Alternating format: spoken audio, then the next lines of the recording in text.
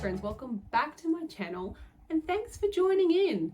Don't forget to hit that subscribe button so that you can never miss all of the amazing tutorials and patterns I have for you this year. Today's video is the first free pattern of the year, and it's also the first pattern in my scrap yarn pattern collection. What is it, you say? Well, I will show you.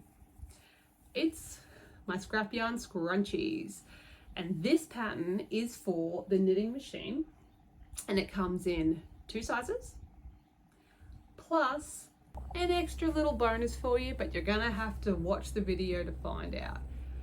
What is a scrap yarn pattern collection? Essentially what it is a collection of patterns, crochet, knitting machine, both, that uses whatever you got in your stash. That's right. Things that can be easily made. Some are made to measure, some are just using that stock standard stuff you've got sitting in your stash that you bought that one time that was on sale and you just haven't found the perfect project for. These patterns are perfect for that yarn. They're also beginner friendly, they're quick makes, and they've brought me a lot of joy, and I want to share that joy with you. The bonus that comes with these patterns is a free extra download, little extra surprise for you. And with these scrunchies, they come with the most cutest extra little digital download for you when you buy the written instructions to the pattern. But let's stop rambling, let's get into it, and I'm going to show you how you can make these scrunchies on any size knitting machine. Today we're going to be making these gorgeous scrap yarn scrunchies, and you can get these amazing display cards hand drawn by me when you buy the written instructions in my store. So you can see here we've got a beautiful, adorable little bunny with the tinsel scrunchie.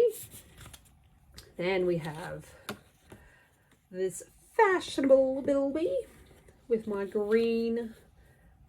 my red scrunchie, my red tinsel scrunchie. And of course we can't go past this adorable koala modeling out the little mini scrunchies. Just to show you what different yarn looks like as a scrap yarn scrunchie, and to show you how you can use literally anything in your stash, here are some of the scrunchies I've made up recently. For Christmas, Spotlight had this beautiful tinsel yarn. It worked so well, and as you can see here, this is just the biggest size that I made on the Addy King size. Here I just had some leftover sparkle yarn from, I can't actually even remember the brand. I do know though that it is a 4-ply yarn. I used the exact same pattern you're about to see. Same thing. And the Semco yarn that I'll be using today, here are some different colors. This is the pale blue that we're going to be using. Here's their orange color and their yellow color. Again, all these have been made on the Addy King size, and I'll be showing you the mini version for the purposes of this video. Again, it's exactly the same steps if you want to use a bigger or larger knitting machine. To make the scrap yarn scrunchie on the knitting machine, what you're going to need is a crochet hook. I'll be using this 4.5mm, scissors, a darning needle, preferably one with a hook or a bent tip. Not essential, but it does help in picking up any stitches you need.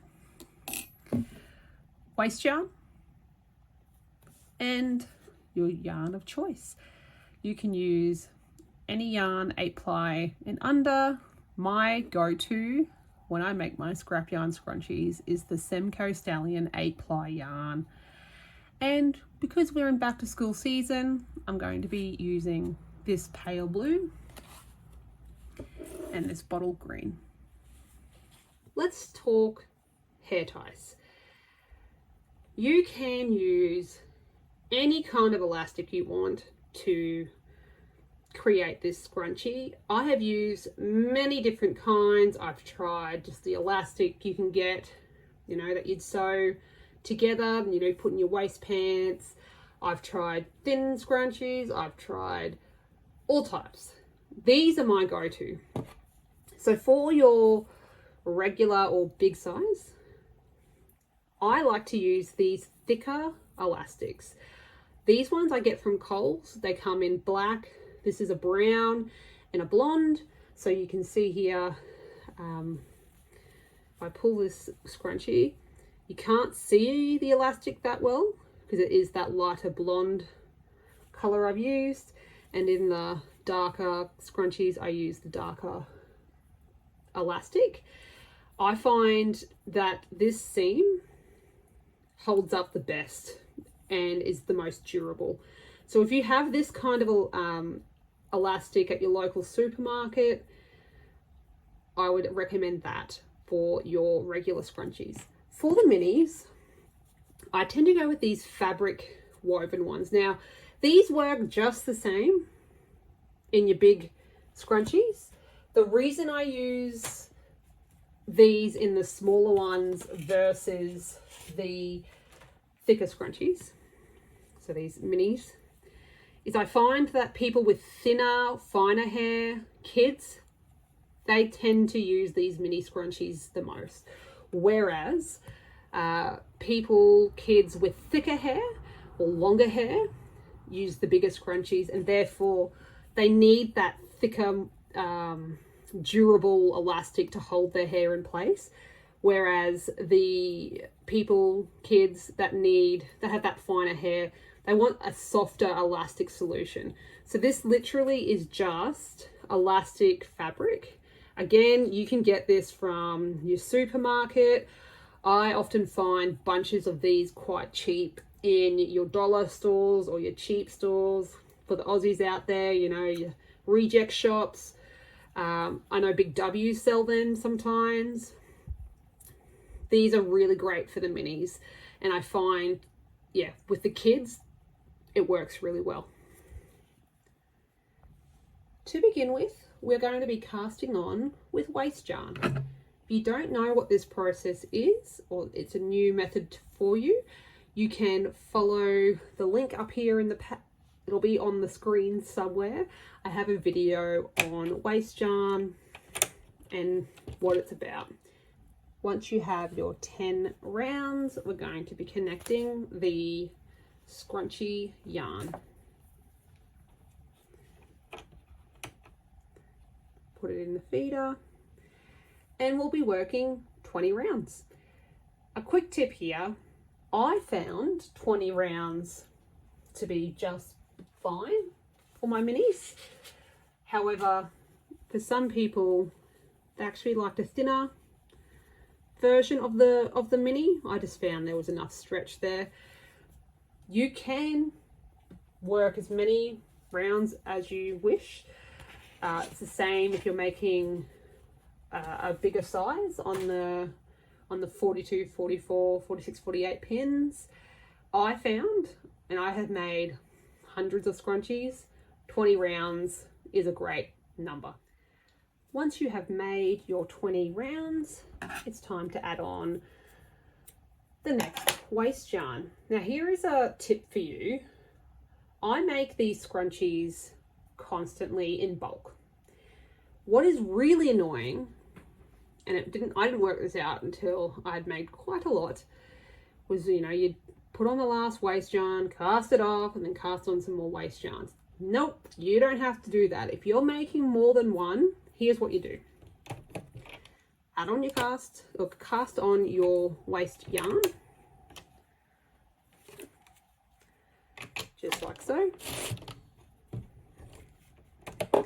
Now, here, what you'll do, and I've done a little bit more than 10, put your waste yarn in the middle, and we're just gonna chuck on another color, same color, whatever color you're working with. I'll be adding the blue, and I'll be doing 20 rounds again.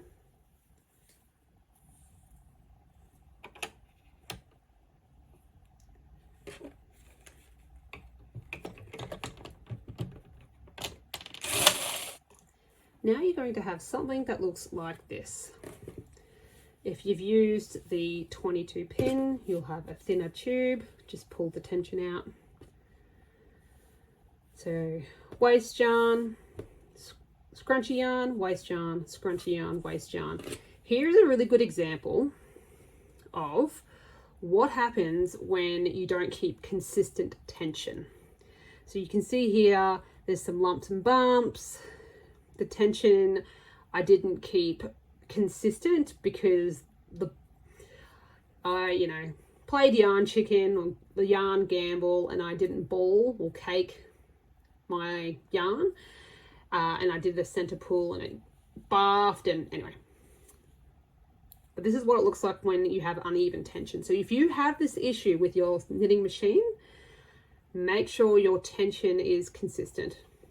And it should look something like that. What we're going to do from here is we're going to turn it inside out.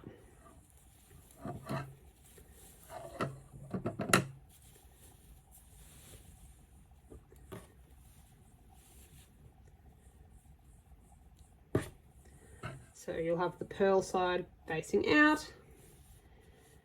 And you can see here the tension's gone a bit wacky. Now you'll want to get your hair ties or hair elastics. So now we're going to seam this puppy up. Because I'm making the minis, I'm going to be using my fabric elastics here.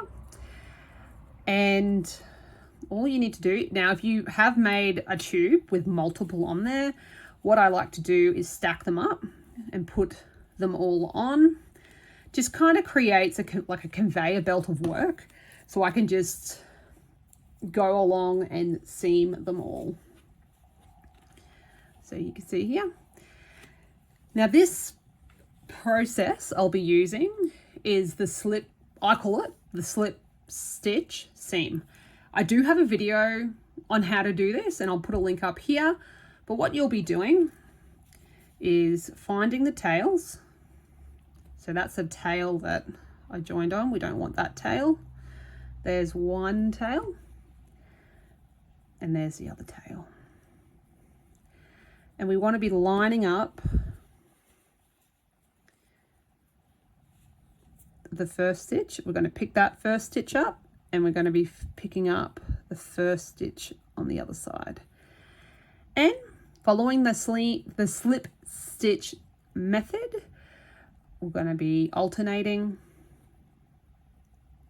and seaming these together using this slip stitch seam. Whoa, it's a bit of a mouthful. So as you can see here, as I'm getting towards the end, the elastic is in the middle. You can see here that I'm starting to make that scrunchie. You get towards the end here, picking up those last stitches to slip stitch. Now you want to find the two ends, making sure you've picked up all the stitches. Sometimes they hide.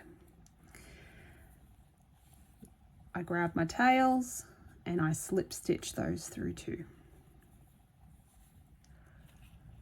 So once you have seamed all of your scrunchies, you're going to have a tube that kind of looks like this.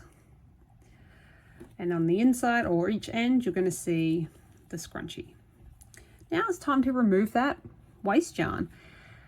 The easiest way to do that is start at the end that you cast off. And you just pull it. Now, much more efficiently than this. Once you pull it, you can actually ball it back up into a ball, ball it back, wind it back up into a ball. That probably makes more sense. So that you can reuse it again. As you're getting to the end here, you'll see that it just pulls out.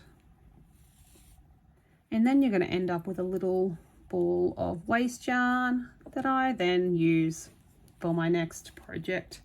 I tend to always do 10 rounds of waste yarn when I am working with the knitting machine, because I don't know, 10's a good number. If any of the stitches fall, it won't fall too far. Now you're going to have something that looks like this. What I do now is I make sure the tail of the next bit of waste yarn is out. I'm just going to cut this, make sure the tail's not too long. What we're going to do is we want to start to sort of pull it out. So find where it starts to go in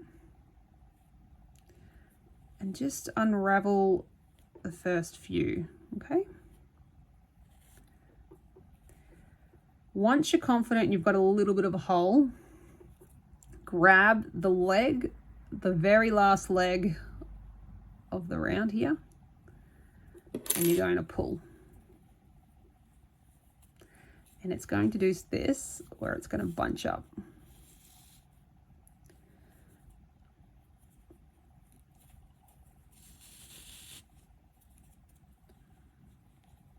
But what you'll find, once it comes out, it does this. This is really satisfying. Just pulls out.